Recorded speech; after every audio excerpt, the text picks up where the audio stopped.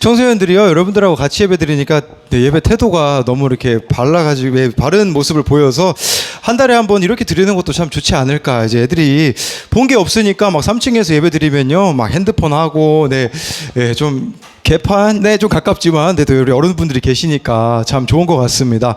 오늘 말씀 제목은요, 사람은 하나님이 고치십니다라는 제목으로 말씀을 나누겠습니다. 40년을 은혜롭게 목회를 잘하신 목사님이 계시는데 후배 목사님들이요 물어봤대요. 아니, 목사님 어떻게 그렇게 목회를 40년 동안 잘하셨습니까? 그러자 이 목사님이요 노트 한 권을 딱 꺼내셨대요. 그러면서요 그 노트에 이렇게 써 있대요. 교인 불평록이라는 노트를 들고 다니시는데요. 교인들이 이따금 찾아와가지고요, 막 다른 교인들을 불평하잖아요. 그 목사님이 이렇게 이야기했대요. 성도님 잠깐만 기다리세요. 그 다음에 노트를 펼친 다음에요, 뭐라고 말씀하셨죠? 하고서는요 자세히 자기가 적을 테니까 그 다른 성도를 향해서 불평하는 거를 다 이야기해 달라고. 그러면 제가 이렇게 맞는지 성도님이 확인해 주시고 여기 사인을 꼭 해주십시오, 이렇게 이야기를 했다고 해요. 아주 기겁을 하고 성도님들이요 아무것도 아니에요 라면서 다 집에 돌아가셨다고 합니다.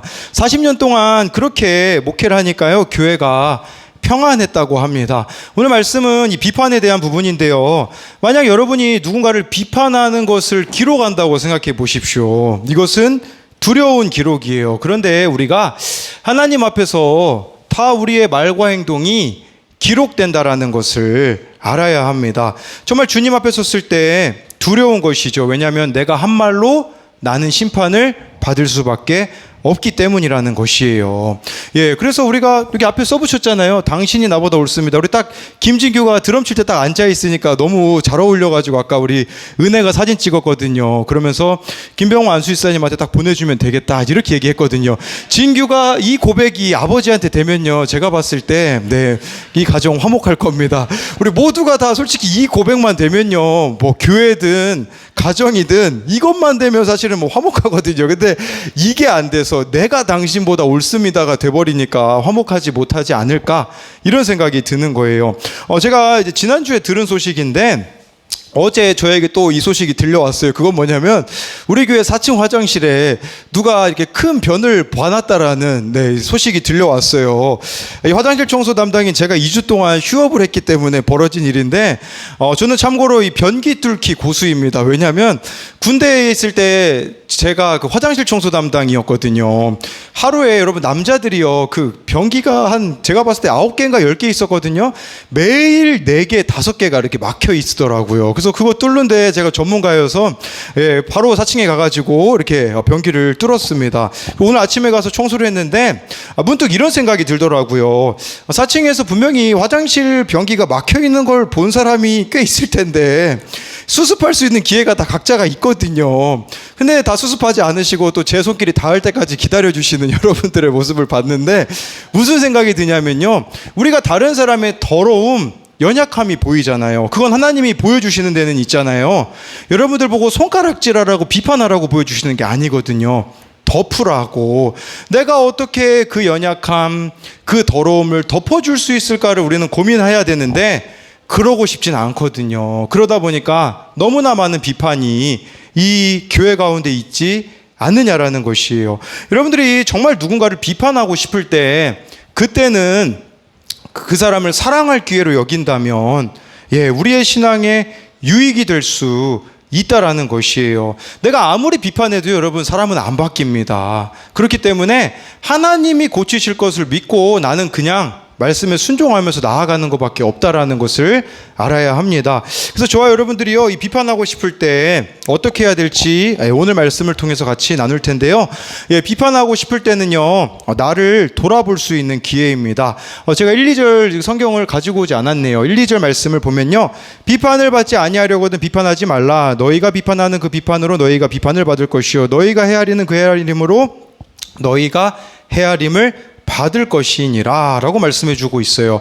여러분, 누군가를 비판할 때가 있어요. 그런데요, 비판하는 사람이 모르는 게 있습니다. 뭘 모르냐면 그 비판을 내가 받으면 못 견딘다라는 거예요. 여러분, 누군가를 쉽게 비난하는 사람들이 있잖아요.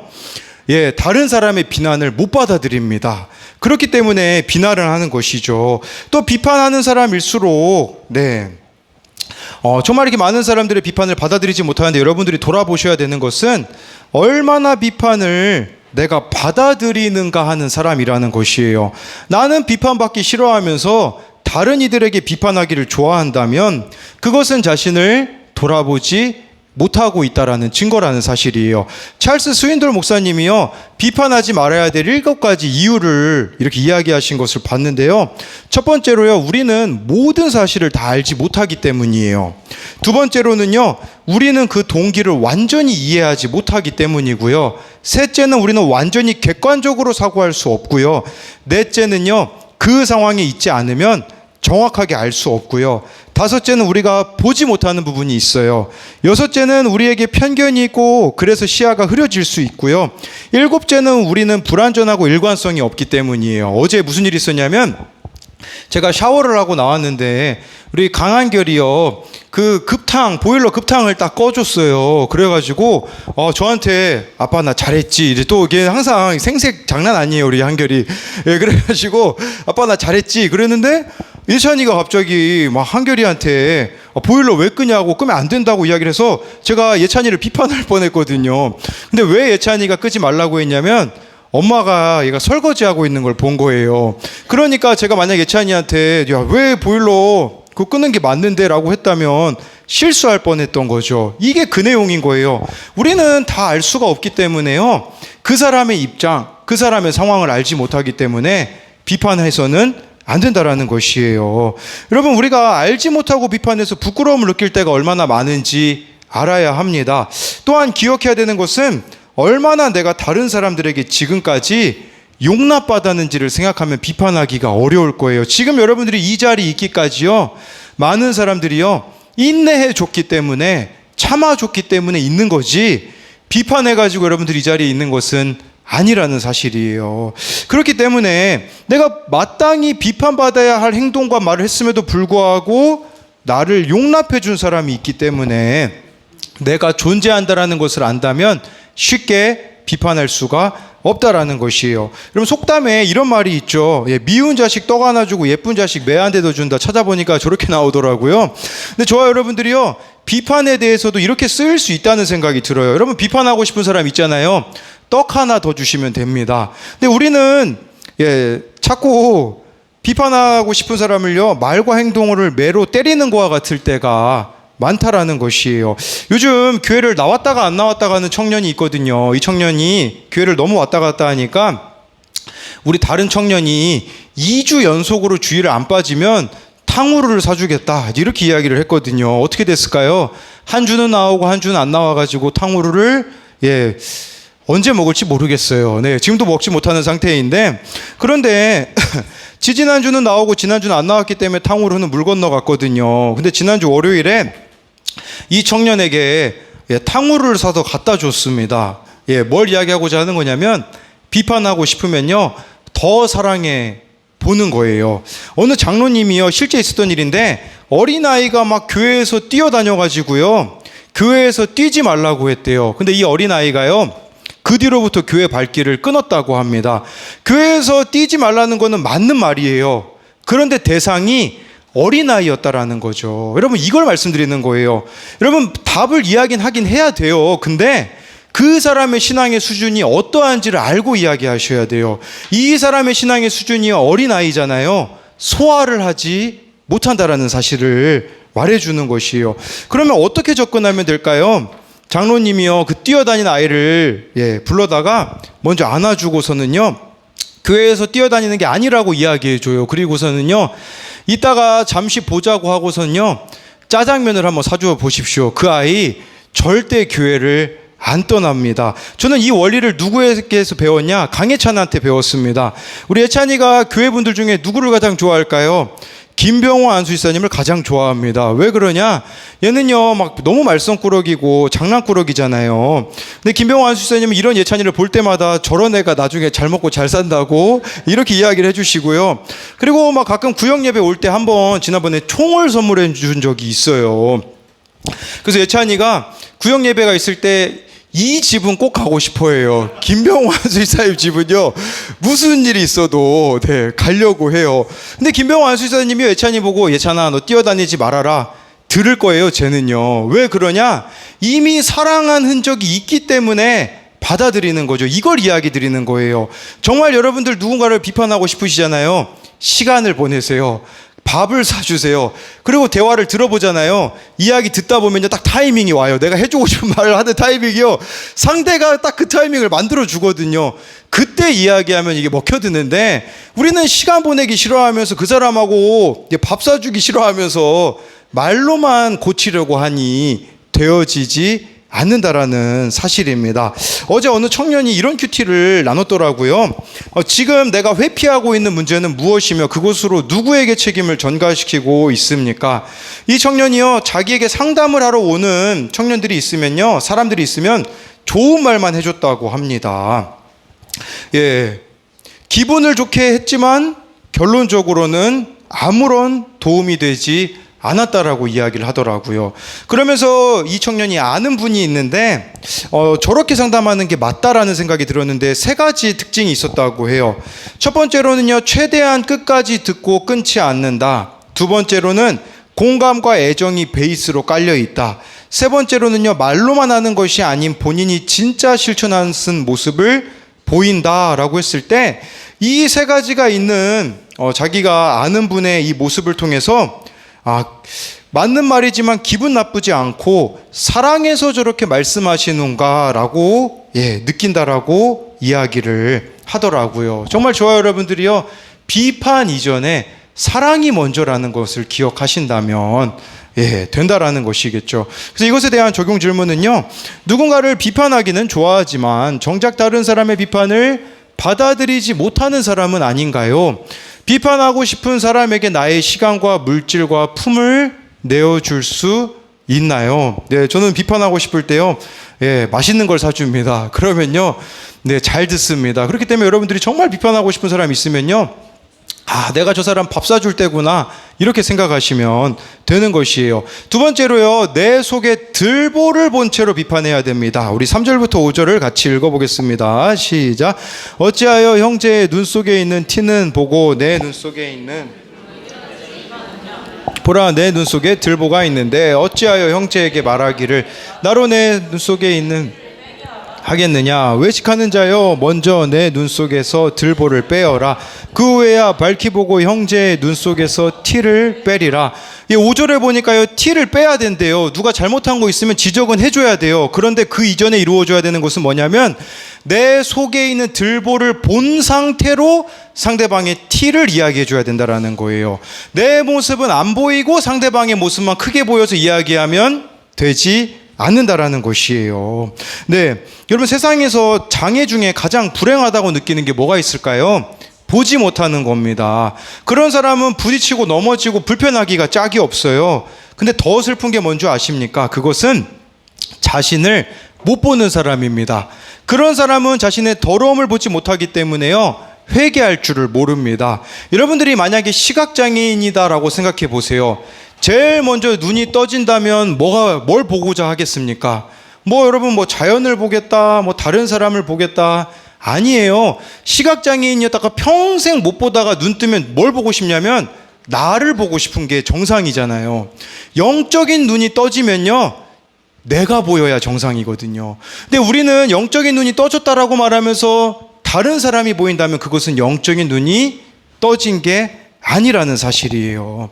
영적인 눈을 뜨고서도 자꾸만 남의 모습을 보고 싶고 남의 모습만 보고 있다면 그 사람은 이상한 사람이라는 거죠. 저와 여러분들이 진짜 영적인 눈이 떠졌다면 내가 보이고 내 죄부터 보이는 게 은혜라는 것이에요. 그렇게 내 속에 들보가 보인다라는 것 자체가 은혜 받았다라는 증거라는 사실이죠. 상대방의 티가 나의 눈에 보이는 것은 내 속에 들보를 보라고 하나님이 허락하신 뜻이라는 것이에요.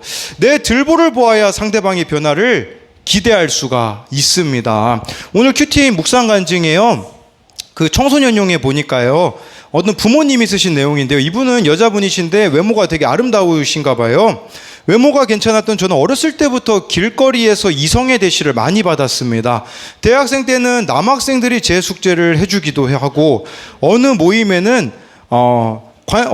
가도 관심과 대접을 받았다고 해요. 그러니까 얼마나 이분의 눈에는 교회 다니는 그 교회 오빠라고 하잖아요. 교회 오빠는 너무 촌스럽고 학벌과 직업이 별로라고 무시를 했대요. 그래서 어떻게 했냐면 이분이 선을 100번을 봤대요. 100번의 선을 본 끝에 옷 잘 입고 친절하고 돈 벌 것 같은 의사 남편과 불신 결혼을 했다고 합니다. 그러나 결혼 생활은 연애와 달랐다고 합니다. 남편은 더 이상 제게 친절하지 않았고 저는 남편에게 공주대접만을 바라며 불만을 터뜨렸습니다. 결국 결혼 10년 만에 남편은 저보다 더 어리고 예쁜 여자와 바람이 나서 집을 나가버렸습니다. 이 사건을 통해 저는 저의 교만함과 불신결혼의 죄를 회개했습니다. 그렇게 남편이 집을 나간 지 7년째입니다. 왕이 부르지 않으면 왕에게 나아갈 수 없다고 하시니 하나님이 남편을 불러주시려면 제가 하나님께서 정하신 것 외에는 다른 것을 구하지 않는 믿음을 가져야 할 것 같습니다. 그리하여 모든 보는 자에게 사랑받고 완전하신 하나님의 때에 가정이 회복되는 은총을 얻기를 기대해 봅니다. 또한 저의 간증이 다른 가정을 살리는 약재료로 사용되는 큰 상을 받을 날을 믿으며 끝까지 가정을 지키겠습니다. 7년 동안 남편이 집 나가 있대요. 여러분, 비판하게 되어진다면 들보가 안 보여지면요 바로 이혼하겠죠. 근데 지금 7년째도 기다리고 있는 이유가 무엇입니까? 내 모습이 보이기 때문에 가능하다라는 게 아니겠습니까? 여러분, 우리 인생에요 사실 비판하고 싶은 사람은 멀리 있는 사람을 비판하지 않습니다. 여러분들이 뭐 다른 나라에 있는 사람을 비판할 일이 있습니까? 뭐 아프리카에 있는 사람을 비판하겠습니까? 뭐 필리핀에 있는 사람을 비판하겠습니까? 비판하고 싶은 사람은요 가장 가까이 있어요. 네, 바로 여러분 옆에 앉아 있을 수도 있어요. 그런데 그런 사람이 항상 우리 인생에 존재한다는 사실이에요. 네, 우리 안수 지사님이 웃으셨는데, 네, 요셉을 한번 보세요.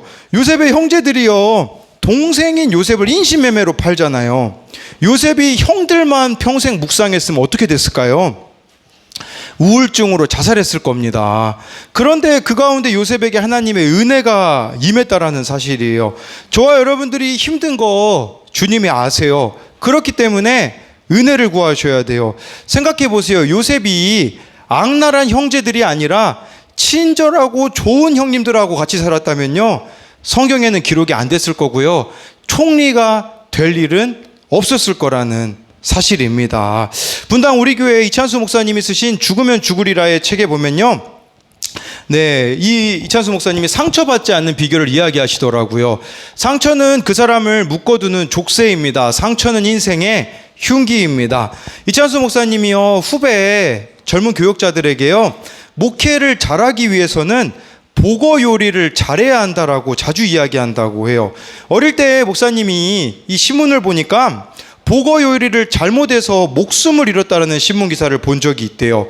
사람들이 그런데 왜 그 위험한 보거를 먹냐면 그 맛을 잊을 수가 없기 때문이거든요. 보거는 독을 제거하기만 하면요 어떤 생선보다 맛있고 영양가가 높은데 이게 목회라고 생각하신대요. 많은 사람을 상대하는 것이 목회다 보니까 이런 오해 저런 오해, 이런 모함 저런 모함을 많이 받는다고 해요. 그럴 때마다 이찬수 목사님은요 주님께 나아가 보거 요리를 한다고 해요.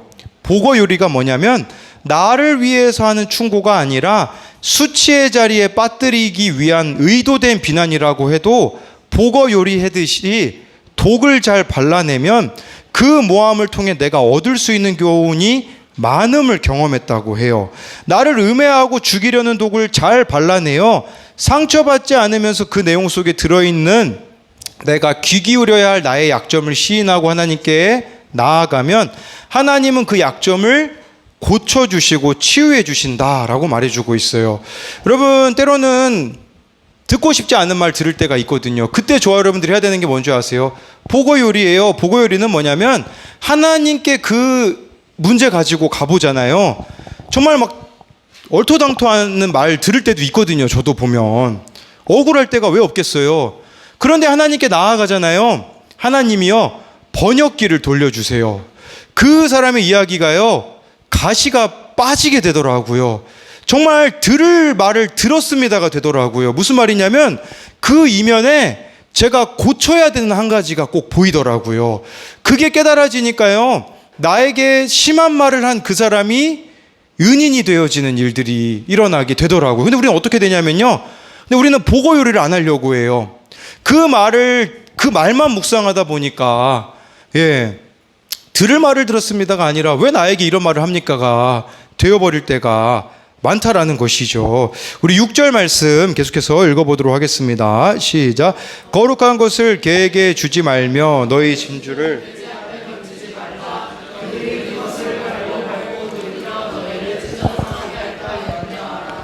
네, 이 말씀 보니까요, 거룩한 것을 개에게 주지 말고 진주를 돼지 앞에 던지지 말라고 해요. 무슨 말이냐면요, 알아듣지 못하는 사람이 있다고 하는 거죠.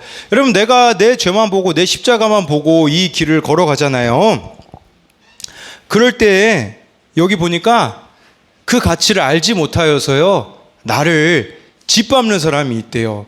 내가 좁은 길로 가는 삶을 살아가잖아요. 내가 진짜 주님이 원하시는 길을 걸어가잖아요.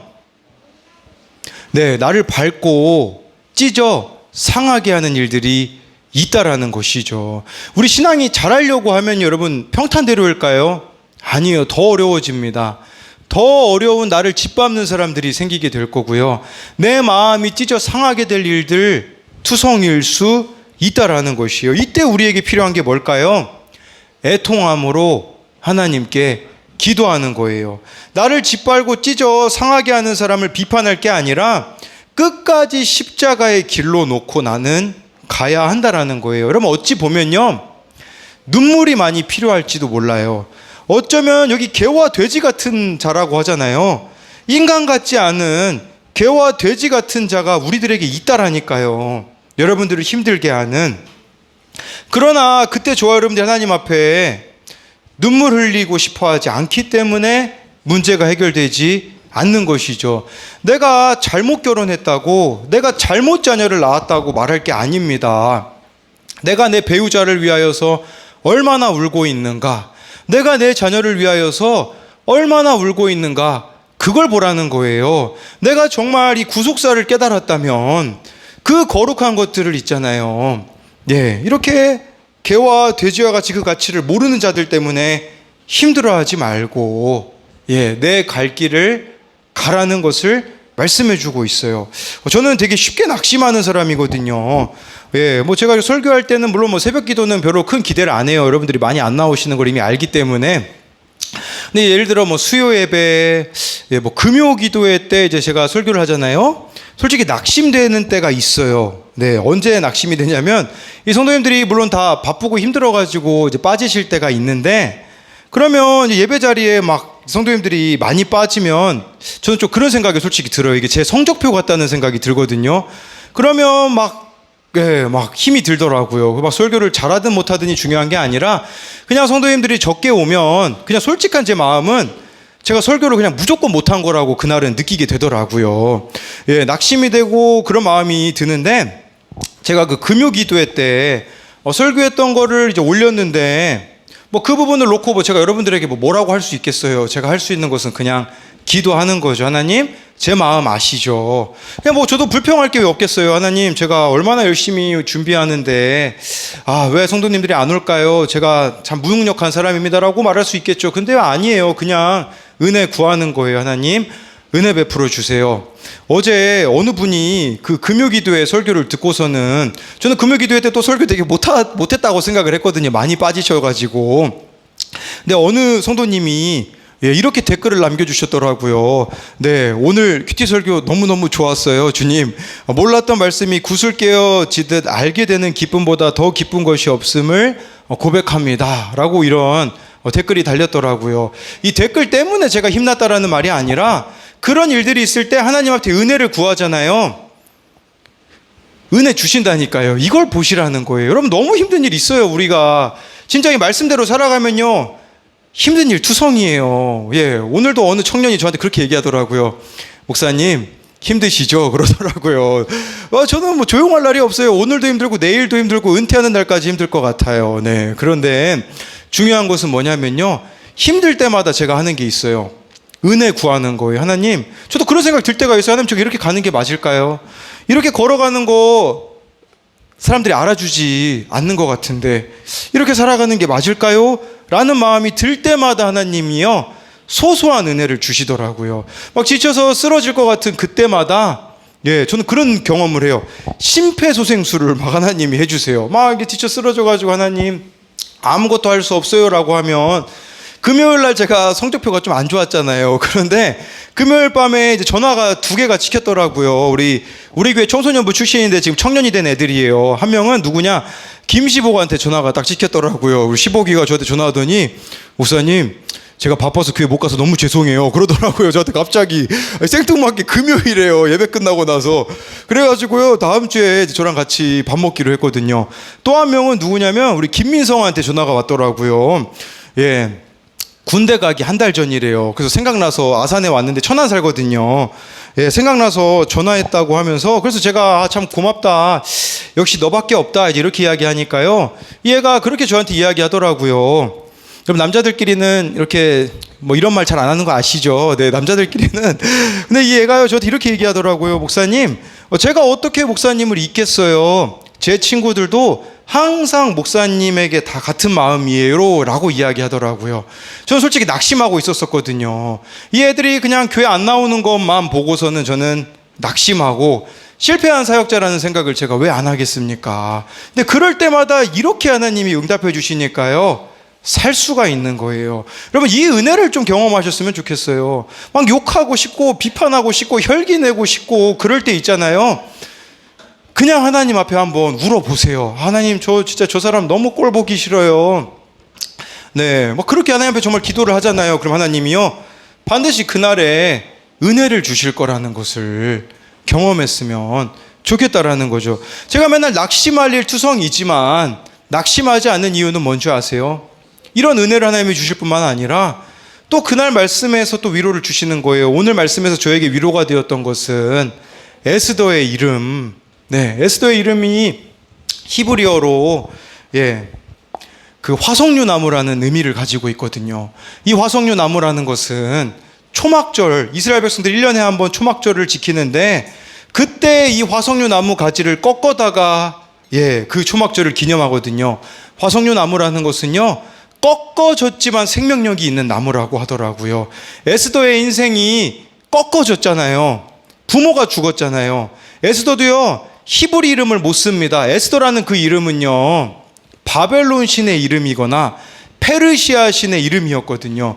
이름도 자기 맘대로 쓰지 못하는 그 에스더, 부모가 없어서 절망뿐인 그 에스더 가운데요, 하나님을 의지하니까 화석류 나무처럼 꺾이는 것 같으나 죽는 것 같으나 살아나게 하신다라는 것이죠.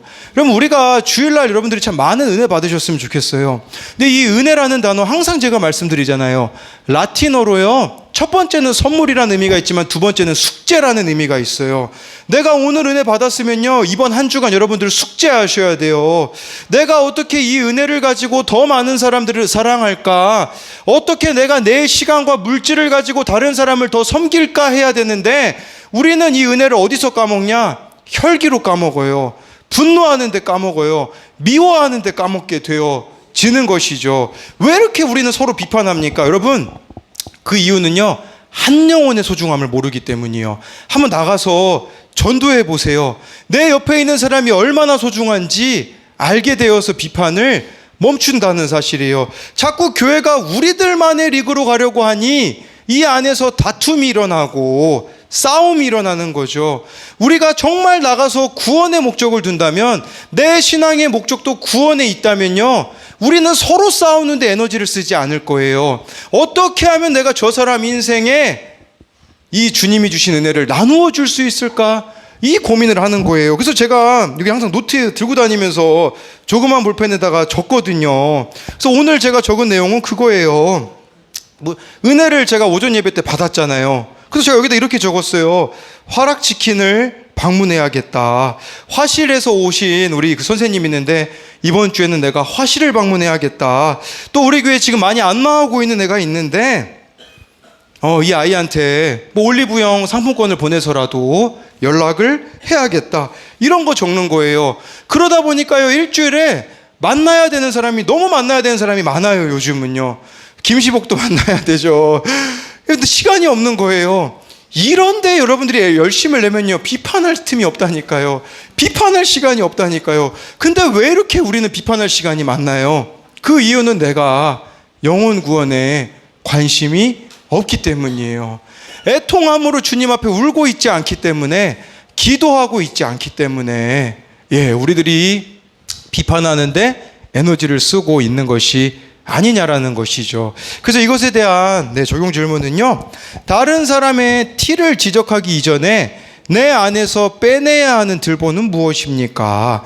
내가 혈기와 분노로 반응하고 있는 대상은 누구입니까? 그를 위하여 애통함으로 기도해 본 적이 있습니까? 이게 저와 여러분들의 정말 고백이 되었으면 좋겠어요. 상대방의 티를 빼내기 전에 내 안에 들보를 뺀 상태로 이야기해 보십시오. 그 사람 절대 상처받지 않습니다. 그 순간엔 상처받을지 몰라도요, 돌아올 거예요. 근데 내 안에 들보를 못 본 채로 이야기해 버리면요, 그 사람은 상처받을 수밖에 없고 떠날 수밖에 없는 것이고, 저와 여러분들이요, 정말 혈기와 분노를 쏟아내고 싶은 그 사람을 위해서 기도하라고 하나님이 우리에게 허락하신 일이라는 것을 기억하셨으면 좋겠습니다.